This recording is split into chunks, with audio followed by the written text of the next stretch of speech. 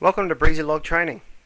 Well, we've been talking about all of this paperwork stuff and seeing how the system works. It's a beautiful day outside. Why don't we go for a flight? We're opening up the hangar doors. It looks great. But hang on a second. Before we even get this aeroplane out of the hangar, why don't we check the paperwork to make sure that it's legal to fly? It's important to note that at this time, Breezy Log does not replace your paper maintenance release issued by your maintenance organisation. So we suggest that you place the paper maintenance release on the table next to your smartphone or tablet and correspond the information that's on both documents. First of all, check that we've got the right aircraft and that the total time airframe listed on Breezy Log does not exceed the allowable limit on your maintenance release part 1. Next is the red box here that tells that there is some maintenance action due in 41 hours total time airframe or on the 20th of May 17. If there was something closer and there was maintenance imminent tag and the hue of the color was yellow, you could go to the schedules button and click on this, and this will open all of the items that are or maintenance actions that are tracked by requirements. ADs, they're all green. CAO 100.5 tasks, they're all green. Lifed items, they're all green as well. And on condition items, well, they're just on condition. So if you've checked that all of these components are within the limits as allowed on your maintenance release, the aeroplane's good to go and you'll be right to go and give it a pre-flight inspection. So either during or after your pre-flight inspection, we can go through the start flight process on Breezy Log. Now we're going to be using the flight app in this case, so it can be on your smartphone or your tablet, but you can start a flight from the desktop app as well. So on the flight app, we're going to look at the start flight. You can see that the button is enabled and that the end flight button is disabled. And we can click on this all day and nothing's going to happen. It's because the system knows there's not a current flight in use. So clicking the start flight, the first thing we're going to get an alert is letting you know that Breezy Log again does not replace your maintenance release document, and you need to acknowledge that before you start a flight you need to ensure that the pre-flight inspection has been carried out in accordance with the aircraft flight manual or other approved document, and that the maintenance release has been annotated by an approved individual. So we'll acknowledge that. Now first of all, we'll note that we've got the right aeroplane, and this statement here must start after 26 November 2016 at 17:28. Breezy Log is a real-time system, so you can fill this in as you go. You don't really need to write down all your flights on a piece of paper and correlate them at the end of the day. This system enables you to enter the details as you go, so that at the end of the day you can just review the flight records and go home. And it will update your aircraft logbooks, update your component life information, everything. So the important thing to remember is the system knows that the aeroplane last flew on the 26th of November and the flight ended around about 17:28 based on the flight duration and the time entered that the aircraft started flying. So you can't start a flight before the last one ended. Keep in mind it's a real-time system. So clicking on the start date, it defaults to today, but we can go back, and we're going to go back until the next day on the Sunday, and we're going to select a time. Now the time will default to the system tray. However, this you need to write in when you think you're going to leave. Now this is not required for any life tracking or anything like that. It's purely to give a time history of who was flying the aeroplane around about what time. Simple as that. So in this case we're going to say that we actually left at 8 o'clock in the morning. Click off there. TACO hours will be populated from the previous entry, and then we can click continue. Now we go to the crewing, so we can add an occupant. In the front seat we're going to type a name. So I'm just going to put my name here and insert, and on this occasion I'm going to go for a flight by myself. So we'll continue.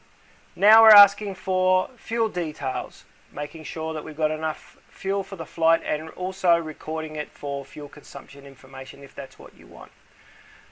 Now, click on the left tank, and in the pre-flight I may have measured it and I may have had 50 litres on board, so I enter 50, and I may have wanted a little bit more, so I entered another 20 litres. I can select litres or gallons, whatever I like, but it's very important to make sure you use the same unit on each occasion. You can save that, and you see that we've got 70 litres in the tank. Pre-flight total at the dip was 50. We put another 20 in. Right tank, we had 50 in there because the aeroplane was on a nice level hangar floor, and put another 20 litres in that and save that. So this is telling us that we had a pre-flight total of 100. We added another 40 litres at a total out of 140. So saving on from there, we move to the oil details. So here we are going to record how much oil we added. So in this case, we've selected ounces as our recording unit. So we put in 500, and the total oil out in quarts, and we had 5.5, and that's it. So reviewing, we've now got a chance to have a look at what we've entered here. So we're going flying on the 27th of November 2016 at 8 o'clock in the morning. Front seat pilot is myself, and there's nobody in the back. And the flight hours are carried over from the running total. The tacho hours, the start hours, so we can check that on the meter. And the fuel on board is 140 litres, and I'm going to verify that that's enough for the intended flight that we need to take. And we've got oil level at an adequate amount as per the flight manual. Remembering, of course, to put the oil cap back on. If that's okay, we simply start the flight. If it's not okay, we can cancel the flight, and it'll go back to the aircraft control panel and you can start again. In this case, we're pretty happy, so we're going to start the flight. And it tells you, have a nice flight, and we'll go back to there. And you can see that the start flight button has been disabled, and the system knows that we're waiting for to end the flight. But before we go for the flight, for the purposes of this video, we're just going to go through each of the steps individually in a real-time scenario as if you would do it while you're doing your pre-flight inspection. So we've decided to go for a fly, but before we even pull the aeroplane out of the hangar, we need to make sure that our maintenance release is valid. BreezyLog does not replace your paper maintenance release issued by your maintenance facility, and we need to ensure that any maintenance called up in part 1 of the maintenance release is not coming due. Once you're happy that the aeroplane is legal to fly, you can press the start button on the flight app and enter the start date and the start time, remembering that the system will know when it last flew, and you can't start a flight before the last flight entered finishes. Next, we'll check that the tacho reading on the instrument in the aircraft is the same as what is annotated on the BreezyLog system. The next step is to select the occupants. So tapping on the seat you wish to fill in, you can enter the name of the person. If the person's already in the system, starting to enter their names will pre-populate and you can select that individual. If it's a new person, you'll have to type in their whole name and then press enter. Recording the fuel is easy. Simply dip the tanks at your pre-flight inspection and make a note of how much fuel was in each tank. If this is adequate for the intended flight, then all you need to do is fill in the pre-flight fuel fields in the BreezyLog app.